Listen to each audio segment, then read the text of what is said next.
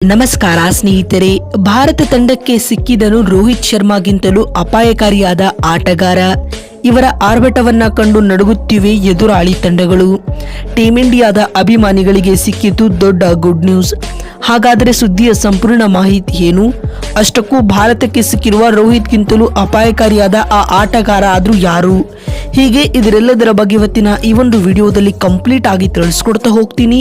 ಆದ್ದರಿಂದ ದಯವಿಟ್ಟು ಈ ವಿಡಿಯೋವನ್ನ ಕೊನೆವರೆಗೂ ನೋಡಿ ಸ್ನೇಹಿತರೆ. ಆದರೆ ಅದಕ್ಕಿಂತಲೂ ಮುನ್ನ ನೀವು ಕೂಡ ರೋಹಿತ್ ಶರ್ಮಾರವರ ಅಪ್ಪಟ ಅಭಿಮಾನಿಗಳಾಗಿ ಈ ವಿಡಿಯೋವನ್ನ ನೋಡುತ್ತಿದ್ದರೆ ತಪ್ಪದೆ ಈ ಕೂಡಲೇ ಈ ವಿಡಿಯೋಗೊಂದು ಲೈಕ್ ಮಾಡಿ. ಹೌದು ಸ್ನೇಹಿತರೆ, ಸದ್ಯ ನಿಮಗೆಲ್ಲ ಗೊತ್ತಿರುವಂತೆ ಟೀಂ ಇಂಡಿಯಾದ ಆಟಗಾರರು ಬರೋಬ್ಬರಿ 1 ತಿಂಗಳ ಕಾಲ ದೀರ್ಘಾವಧಿಯ ವಿಶ್ರಾಂತಿಯಲ್ಲಿದ್ದಾರೆ ಸ್ನೇಹಿತರೆ. ಭಾರತ ಮತ್ತು ಲಂಕಾ ನಡುವಿನ 3 ಪಂದ್ಯಗಳ ಟಿ20 ಸರಣಿ ಹಾಗೂ 3 ಪಂದ್ಯಗಳ ODI ಸರಣಿಯ ಮುಕ್ತಾಯದ ಬಳಿಕ ಇದೀಗ ಟೀಂ ಇಂಡಿಯಾದ ಆಟಗಾರರು ವಿಶ್ರಾಂತಿಯಲ್ಲಿದ್ದಾರೆ ಮತ್ತು ಭಾರತ ತಂಡವು ತನ್ನ ಮುಂದಿನ ಪ್ರವಾಸವನ್ನ ಬಾಂಗ್ಲಾ ವಿರುದ್ಧ ಆಡಲಿವೆ ಸ್ನೇಹಿತರೆ.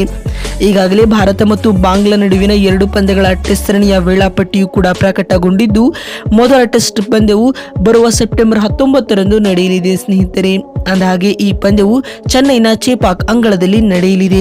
ಇದರ ನಡುವೆ ಸದ್ಯ ಕರ್ನಾಟಕದಲ್ಲಿ ಮಹಾರಾಜ ಕ್ರಿಕೆಟ್ ಟೂರ್ನಿಮೆಂಟ್ ನಡೆಯುತ್ತಿದೆ ಸ್ನೇಹಿತರೆ. ಈಗಾಗಲೇ ಟೂರ್ನಿಯ ಮೊದಲಾರ್ಧ ಮುಕ್ತಾಯಗೊಂಡಿದ್ದು, ಬೆಂಗಳೂರು ಬ್ಲಾಸ್ಟರ್ಸ್ ಮತ್ತು ಮೈಸೂರು ವಾರಿಯರ್ಸ್ ತಂಡಗಳು ಫೈನಲ್ಗೆ ಎಂಟ್ರಿ ನೀಡಲು ತಮ್ಮ ಜಿದ್ದಿನ ಹೋರಾಟವನ್ನ ನೀಡುತ್ತಿವೆ ಸ್ನೇಹಿತರೆ.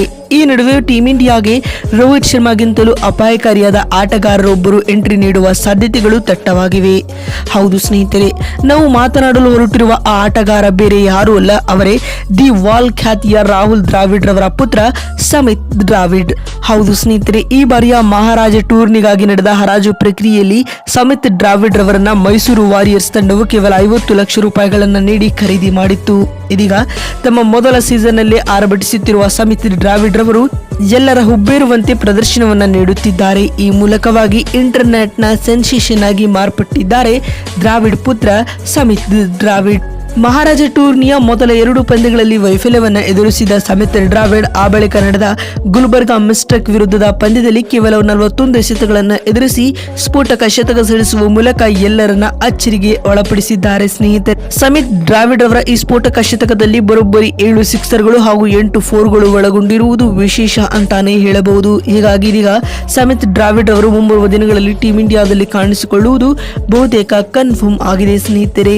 ಇದಲ್ಲದೆ ಈ ಬಾರಿ ಡಿಸೆಂಬರ್ ನಲ್ಲಿ ನಡೆಯಲಿರುವ ಟಾಟಾ IPL 2025ರ ಹರಾಜಿಗಾಗಿ ತಮ್ಮ ಹೆಸರನ್ನ ಕೂಡ ನೋಂದಾಯಿಸಿಕೊಳ್ಳಲಿದ್ದಾರೆ ಎಂದು ಹೇಳಲಾಗುತ್ತಿದೆ. ತಂದೆಯ ಹಾಗೆ ಕಾಮ್ ಅಂಡ್ ಕಂಪೋಸ್ ಆಗಿ ಬ್ಯಾಟಿಂಗ್ ನಡೆಸುವ ಸಮಿತ್ ದ್ರಾವಿಡ್ ರವರು ಇದೀಗ ಕ್ರಿಕೆಟ್ ಲೋಕದ ಹೊಸ ಸ್ಟಾರ್ ಆಗಿ ಬೆಳೆಯಲು ಮಾರ್ಪಡುತ್ತಿದ್ದಾರೆ ಬಂಧುಗಳೇ. ಇವರನ್ನ RCB ತಂಡವು ಈ ಬಾರಿಯ ಹರಾಜಿನಲ್ಲಿ ಪಿಕ್ ಮಾಡಲಿದೆಯಾ ಎನ್ನುವುದನ್ನ ಕಾದು ನೋಡೋಣ. ಒಟ್ಟಿನಲ್ಲಿ ಇಲ್ಲಿವರೆಗೂ ಮಹಾರಾಜ ಟ್ರೋಫಿಯಲ್ಲಿ 4 ಪಂದ್ಯಗಳನ್ನ ಆಡಿರುವ ಸಮಿತ್ ದ್ರಾವಿಡ್ ರವರು ಬರೋಬ್ಬರಿ 204 ರನ್ ಬಾರಿಸಿದ್ದಾರೆ ಸ್ನೇಹಿತರೆ. ಇದರಲ್ಲಿ 1 ಶತಕ ಹಾಗೂ 1 ಅರ್ಧ ಶತಕವು ಕೂಡ ಒಳಗೊಂಡಿದೆ ಅಂತ ಹೇಳಬಹುದು.